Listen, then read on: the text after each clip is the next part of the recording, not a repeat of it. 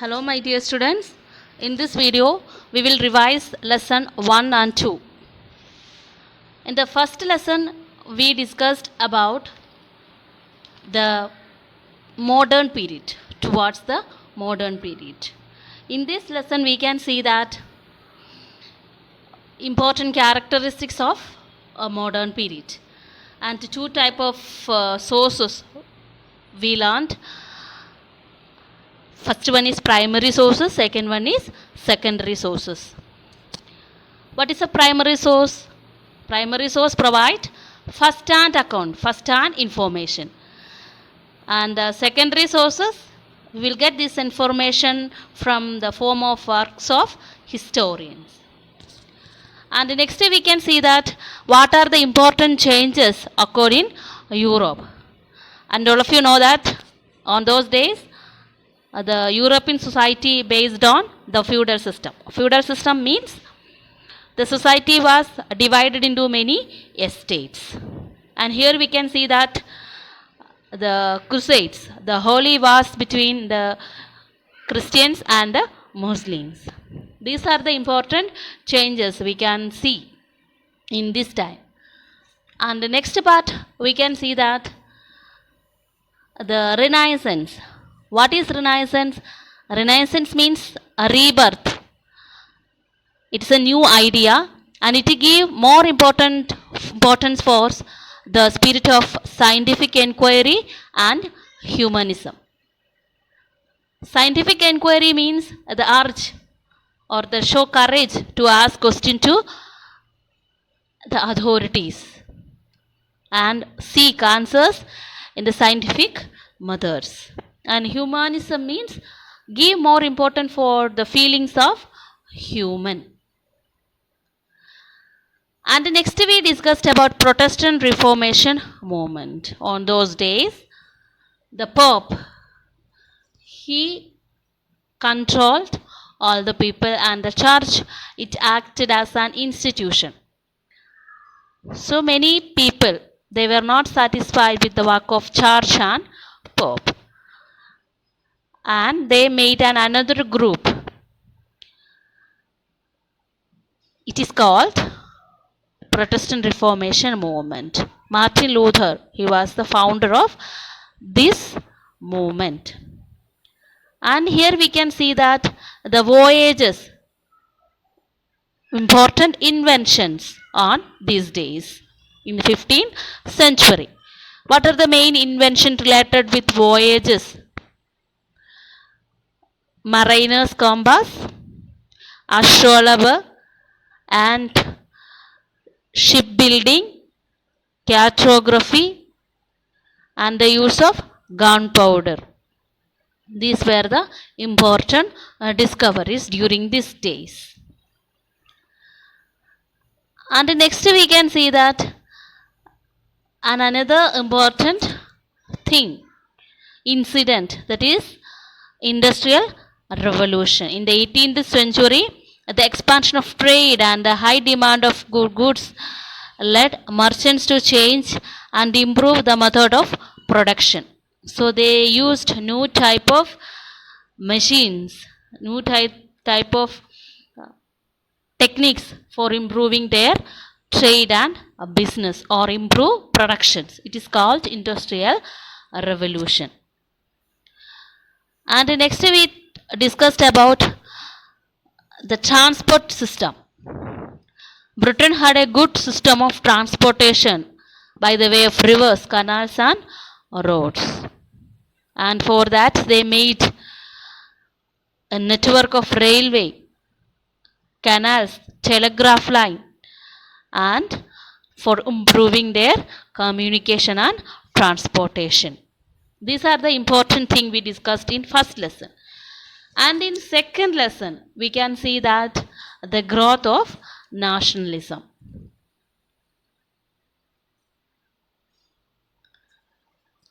Once again, we will discuss about the main points that we learnt in the first lesson.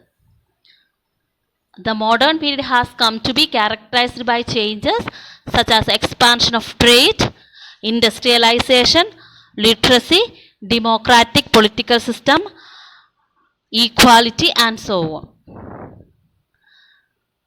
And these changes in Europe around the 15th century, they were ushered in by events such as Renaissance, voyages of discovery, and Industrial Revolution. And these events and changes in the modern period are studied with the help of primary and secondary source materials. And during the 11th century, the Crusades or Holy Wars were fought between the Christians and Muslims, and these wars resulted in interaction between the Europeans and the Arabs and opened up trade contract between them. And next we can see that the new word related with this, that is Renaissance. The revival of Greek and Latin learning led to the cultural movement called Renaissance, which means a rebirth in French, began in Italy and spread to other parts of Europe. And it was noted by two main features, that is the spirit of scientific inquiry and humanism. And among the most path-breaking invention during the Renaissance was the Gutenberg printing press. The Bible was translated from Latin to English language. And next we can see in the 16th century the movement for the reformation of the Roman Catholic Church. The church led by the Pope had spiritual authority over all Christians in Europe.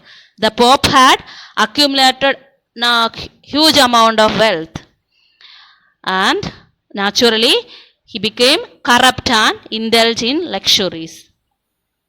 And Martin Luther, a German priest, began the Protestant Reformation movement in 1570. He challenged the wrong practices of the church and attacked the sale of indulgence.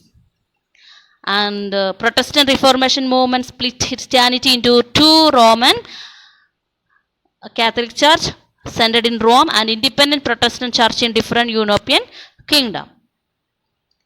And in the invention, last we saw that the invention of the mariner's compass, astrolabe and quadrant, improvement shipbuilding, and invention of gunpowder enabled the explorers like Christopher Columbus, Vasco da Gama, Magellan and others to discover new routes to the west and east. And lands were unknown to Europeans were discovered, leading to tremendous expansion in trade. Merchants brought the enormous wealth, and trading companies such as the East India Company were set up. This ultimately led to the colonization of large portion of Asia and Africa. And in the 18th century, mechanization leading to large scale production of goods brought in the Industrial Revolution. And next we can see in the end portion the need for new sources of raw materials and for markets for finished goods, followed by the need to invest surplus capital, made European nations establish political and economic control over their colonies. Thus started imperialism or the policy of colonization. Okay. What is imperialism? The policy or practice of a country extending its power by acquiring territories, capturing colonies is called imperialism. And in second lesson, we can see that the growth of nationalism. In the middle of 18th century, European countries, they were under the monarchical system. And they were ruled by the feudal lords. They had their own rules and laws in their states. And in this system, people suffered a lot under this condition. People wanted to free from such situation. And here we can see that important terms, that is nationalism and constitutional monarchies. And here we will discuss about the reason for American Revolution. During the 18th century, Britain had set up 13 colonies in North America, and they set up their own government and fixed a tax also. Time to time, they increased the taxes on transactions. People asked for representation in the government, but in 1767, Britain imposed new taxes on various items like tea, paper, glass, and etc. Later, the rebellion arose. People started to rebel, and they withdraw all other taxes except the tea tax. And it leads a Boston Tea Party. The people, they threw the tea boxes to the ocean. This incident is called Boston Tea Party. And next, adoption of federation or adoption of declaration of independence. What is declaration of independence? It is in 1776. The ideas of right to life, liberty, and happiness, also right to form people's government. And in 1778, France joined with America in the fight against Britain.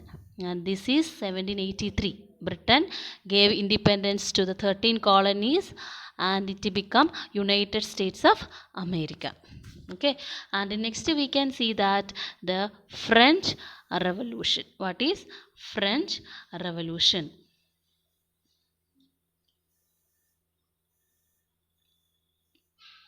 18th century, France was also a monarchy, and French society was divided into many estates, clergy, nobles, and peasants and wealthy professionals. The first and second estate enjoyed all the facilities, all the privileges, and the third estate, they suffered a lot, and they have to pay many money as tax also. And the involvement in American independence led France into a huge economic crisis. So the king introduced new taxes or increased new taxes, and the people, they were suffered, and they paid a lot of taxes, and the burden fell on the third estate, and they demand to decrease taxes, and it led to the formation of National Assembly.